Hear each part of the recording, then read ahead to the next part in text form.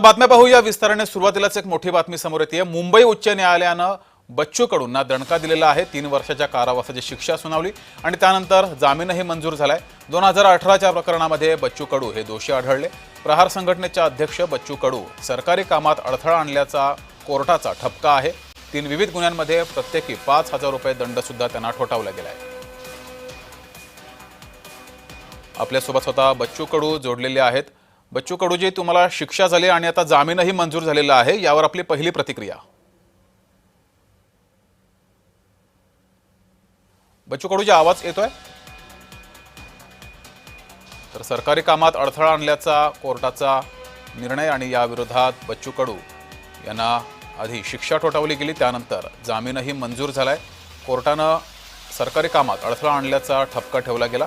त्यानंतर बच्चू कडू यांना मुंबई उच्च न्यायालयानं शिक्षा सुनावली आणि लगेचच जामीनही मंजूर झालाय।